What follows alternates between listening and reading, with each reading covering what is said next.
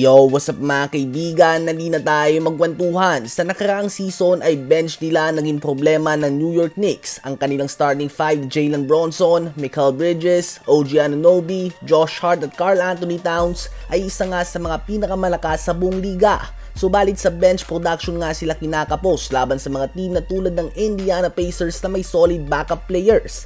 Well, magandang balita nga para sa mga fans ng Knicks dahil tinanggap na ng former Rookie of the Year winner and 6-man Player of the Year Malcolm Brogdon ang 1-year non-guaranteed contract sa New York Knicks. Non-guaranteed ibig sabihin kapag pumalpak siya at naging injury prone ay pwede nga siyang i-cut ng Knicks at wala silang masasayang na pera. Sasamahan na niya sa bench ang isa pang former 6-man Player of the Year winner Jordan Clarkson, ang mga shooter na sila Deuce McBride at Landry Shamet, ang dancing bear ng France, Jershwan Yabusele, at ang rebounding machine Mitchell Robinson. Palag na nga yan mga kaibigan, humina ang Boston Celtics ngayon, wala na din si Damian Lillard sa Milwaukee Bucks, at injured si Tyrese Haliburton ng Indiana Pacers. Bukas na bukas nga ang daan para makabalik na sila sa NBA Finals. Ang inaasahan lang na magpapahirap sa kanilang daan sa East ay ang Cleveland Cavaliers na dumadami na din ang experience pagdating sa playoffs.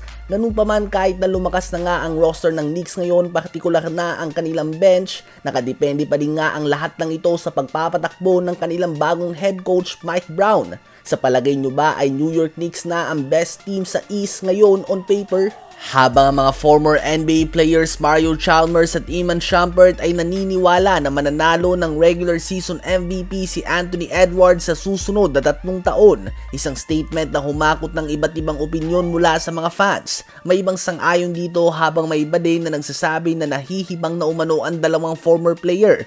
Well, si Edwards nga ay may edad na 24 years old at patuloy siya na nag-i-improve. Kung titingnan lang natin ang kanyang mga stats ay patuloy nga itong umaangat. Malaki din ang in-improve niya kung outside shooting ang pag-uusapan.